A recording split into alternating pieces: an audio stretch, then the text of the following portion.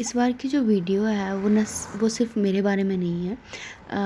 It's about people who you will see in this whole blog.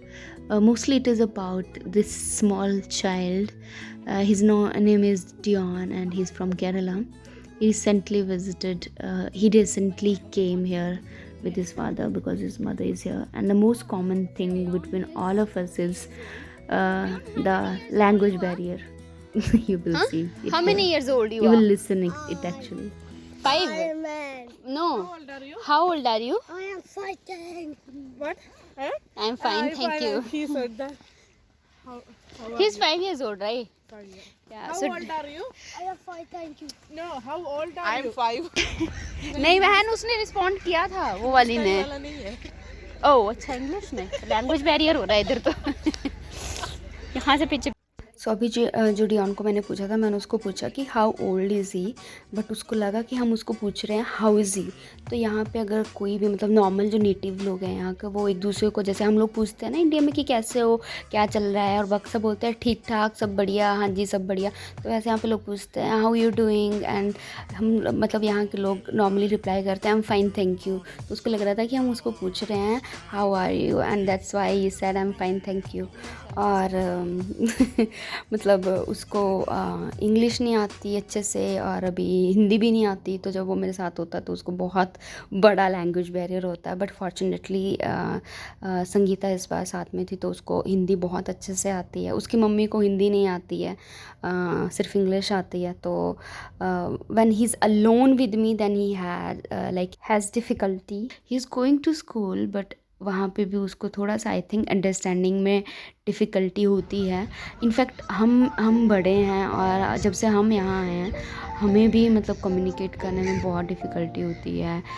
हमें लगता था कि नहीं आइल्स में स्कोर अच्छा आ गया है तो हम बहुत अच्छा कर पाएंगे यहाँ पे, इंग्लिश में कोई प्रॉब्लम नहीं होगी। बट हम खुद स्ट्रगल करते हैं यहाँ पे जब भी बात करनी होती है, क्योंकि of course English is not our first language. तो हम सब स्ट्रगल कर रहे हैं and Dion is cute little victim to this phenomena, and but I'm hoping कि very soon he will be fine with that. Lease में ना बहुत सारे parks and wild life sanctuaries हैं, सो राउंडे इज़ वन ऑफ दोज जहाँ हमने visit किया था और बहुत इन्जॉय किया हमने।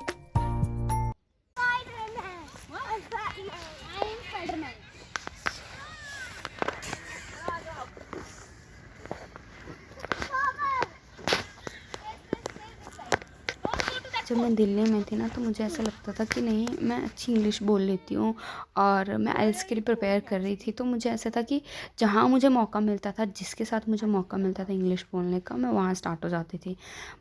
लोग मुझे मतलब हंसते भी थे मेरे ऊपर, बहुत ज़्यादा कुछ कुछ बोलते भी थे, बट पता नहीं क्यों मैं इतना पैशनेट थी इसको लेके, मेरे आइल्स को लेके। मुझे यहाँ आना था तो उसको लेके तो मैंने कभी बॉदर नहीं किए लोगों के जो भी कमेंट्स थे उनको लेके कि क्या बोल रहे हैं क्या नहीं बोल रहे हैं। बट जब हम यहाँ आए तो ऐसा लगा जैसे हमें बिल्कुल भी इंग्लिश नहीं आती है, और एक शॉक टाइप का हो गया, क्योंकि यहाँ पे अभी तक मतलब अभी 7 महीने हो गए यहाँ पे, अभी भी मुझे यहाँ पे डिफ़िकल्टी होती है मतलब लोगों को समझने में। एंड थैंकफुली धीरे धीरे सब समझ आ रहा है, because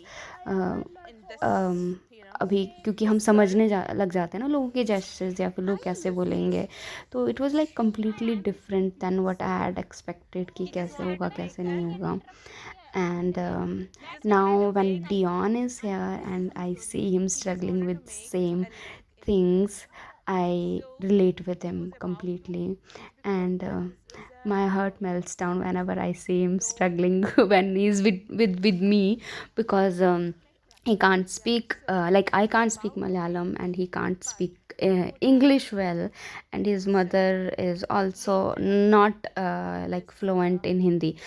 In fact she doesn't know Hindi at all. So हम लोग जब साथ में होते तो हमारे में ना बहुत बड़ा एक गैप हो जाता है कम्युनिकेशन के लिए, बट फिर भी आपके actions define a lot and you manage somehow.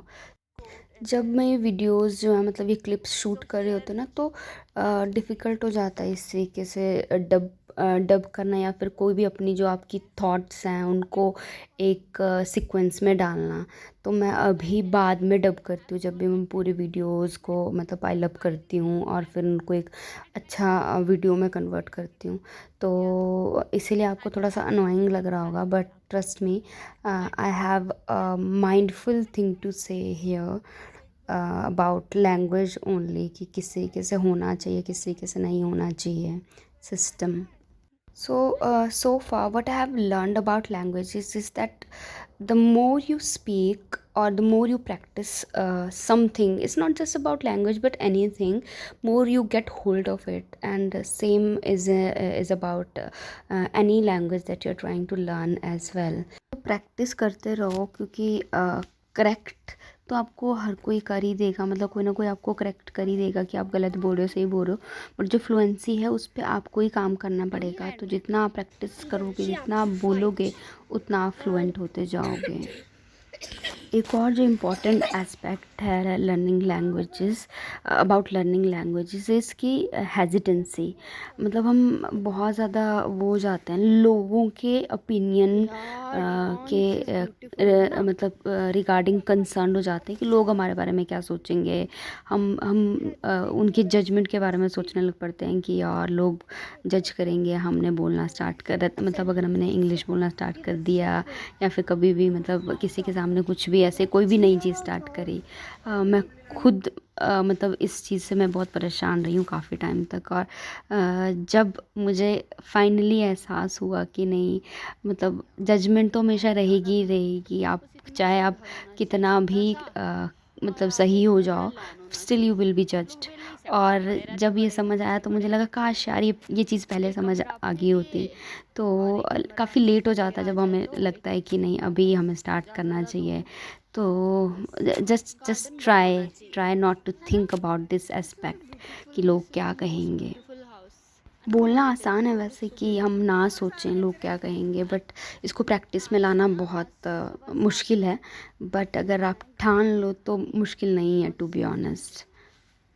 अगर आप ये सोच रहे होंगे ना कि यहाँ के लोग हमारी टूटी फूटी इंग्लिश के बारे में क्या सोचते हैं, तो यहाँ पे भी हिसाब वैसे ही जैसे हमारे यहाँ पे कोई अंग्रेज आके हिंदी बोलने की कोशिश करता है ना, और हमें वो क्यूट लगता है, पर अगर हमारे यहाँ पे कोई अंग्रेजी टूटी फूटी बोल रहा हो तो हम उसकी जान ले लेते हैं, मतलब मजाक बना बना के।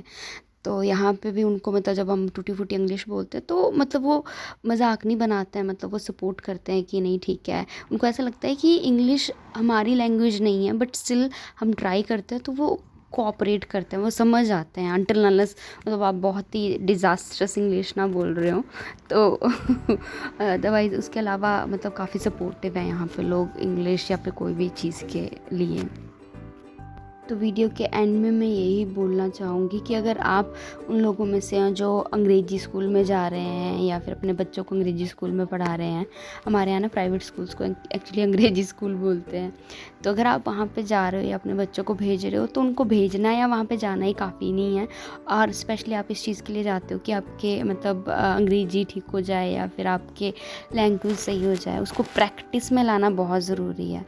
तो start practicing from now onwards, ठीक है। डियोन की तरह how are you, I am fine, thank you बोलना तो सीखो, वहीं से स्टार्ट करो कम से कम। और आई एम प्रीटी श्योर कि धीरे धीरे आप कहीं ना कहीं तो पहुंच ही जाओगे। एंड वीडियो में बहुत सारे फ्लॉज हैं, बहुत सारी खामियां हैं, बोलते बोलते रुक जा रही हूँ, बट मैं ठीक नहीं करने वाली। हर एक चीज़ परफेक्ट नहीं हो सकती है, तो bear with me and hopefully आपको वीडियो पसंद आएगा। Till next video, take care and enjoy.